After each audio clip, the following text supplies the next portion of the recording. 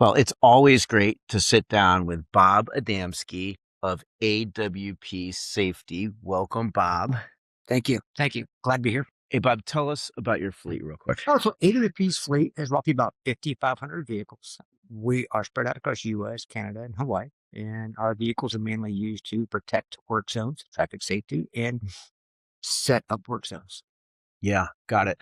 Well, we are in unprecedented times. I mean, when you think about black swans, I was thinking last year, all right, we're getting over the supply chain crunch. And what is the black swan? No one knows what they are. Well, now we're in a conflict with the Middle East. Oil prices have been going up. I mean, you've been around. How many years in fleet? 30 years. 30 years in fleet. Okay. So you've seen some oil shocks I before, have. and I would just love to get your thoughts on how fleets can mitigate that, how there might be a silver lining there, how fuel prices don't necessarily follow oil barrel crude prices. So, hey, let's just start. Go for it. Great conversation. Yeah. And fuel is such an important piece of the fleet spend, Well, right? yeah. It's one of our most volatile pieces. Think about it. What else changes prices every day? Yeah. Tires don't, parts don't, Right. but fuel can change every single day. One of the things that I've learned in 30 plus years, and I've had the opportunity, good and bad, to see market swings, 07, 08. Yeah. I remember. Prices Yep. $4 or $5 a gallon for fuel. Yeah. We've seen it again in 22. We've seen it a couple of years. Yep. So my advice, and I speak to too many fleet managers, is pay attention, but don't panic. Don't panic. Yeah. Volatility will make its ups and downs. Yeah.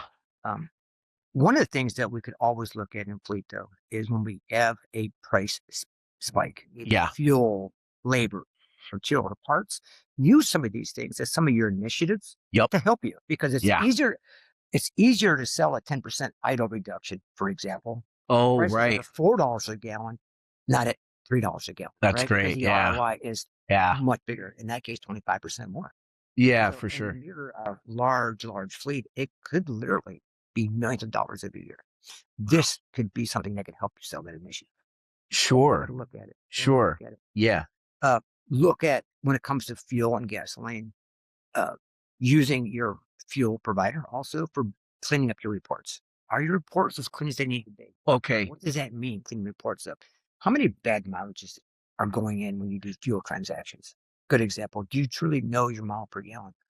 It's a great time if you really think that this is going to be a long-term piece. Okay. Maybe now you look at routing. Okay. Can we get a little tighter in routing?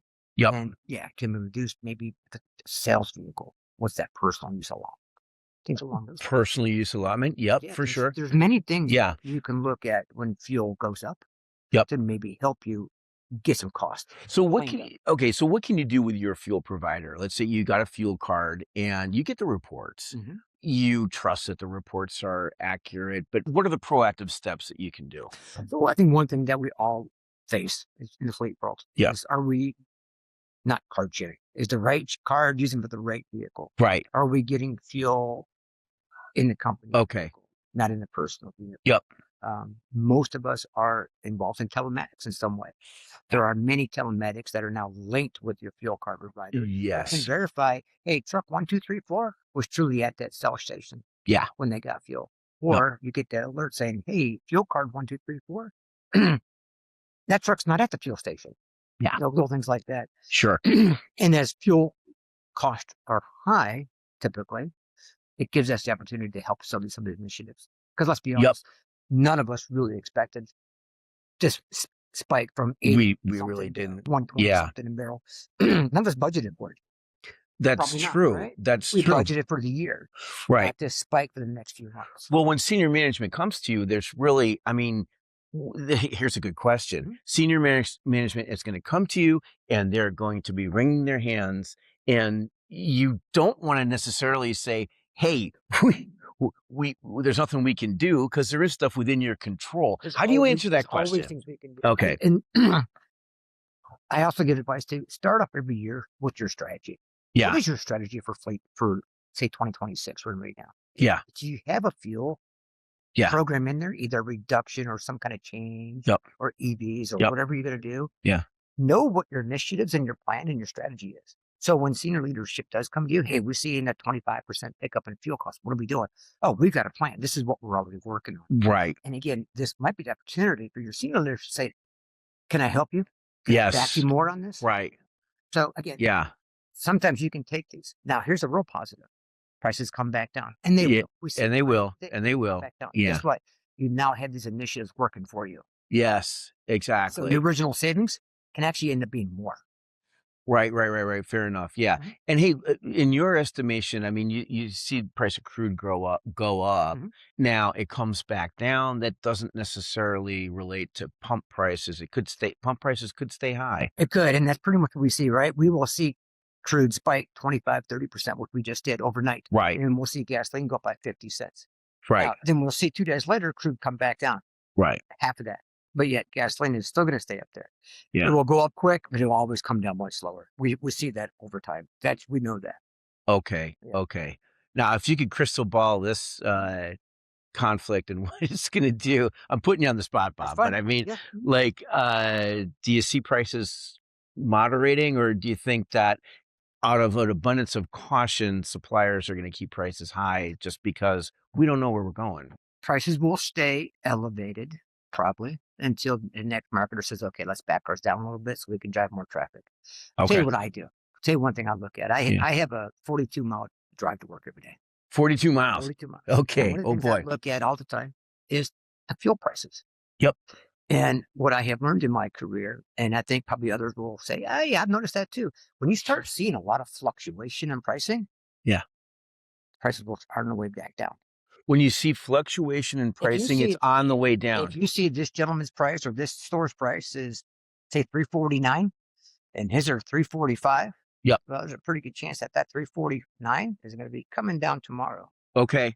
Now, if they're both at 345 and everybody that I pass is about 10, 15 stations, I kind of glance while I'm driving. If they're all within a penny, I Yeah. know their margins and are really close. Right. Chances are prices are going up.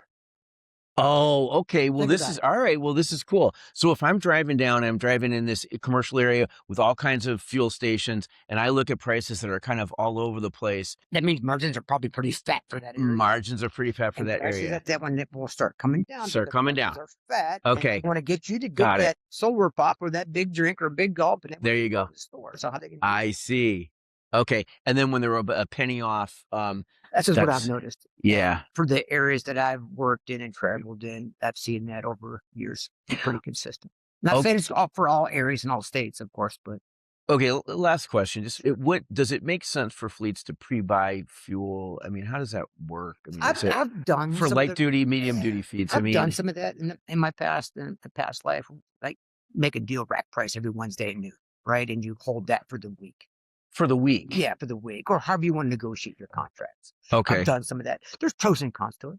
Yeah. It the more volatile the cost, my personal opinion, I don't love it as much. Why? Because you can hit a home run 5 out of 7 days, but the first day you're going to pay more than rack price.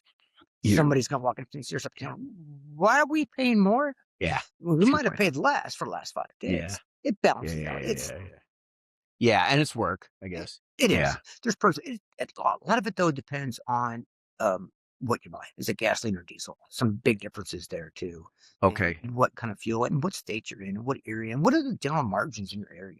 Some I see. states, Texas compared to a New Jersey, compared to Illinois, compared to a California or Ohio, can be all over the board. Pricing and Yeah. margins and Yeah. differences. So, at a national level, if you're doing I'm going to make this number a million gallons a day. Yeah, you got some leverage there. But what if you're smaller and you're only doing 1,000 gallons a day? Yep. Might not be the same. Okay. Hey, parting shot for fleet Yeah. managers watching this about how they can manage fuel in volatile situations. Just go Mhm. for it.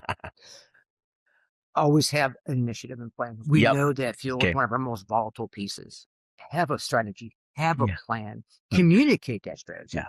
Absolutely. Communicate it, but most important, communicate it on why. Somebody might think, hey, we're looking at reducing auto by 10%. It's a half a gallon savings. And then you get others saying that we're trying to do $1 million deal. Yep. That's small. But the truth is, times thousands of vehicles, Yeah. that's a big difference. Yeah. Stick to your plan.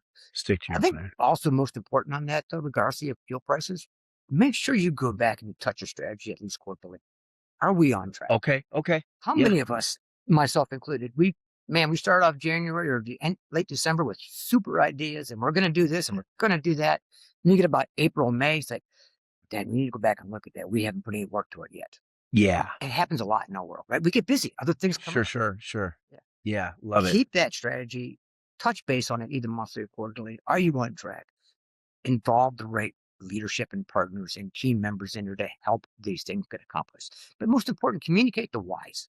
How is it going to help them, your business Yeah. partners, your Yep. support center, whoever you're working with? How is this really going to help them?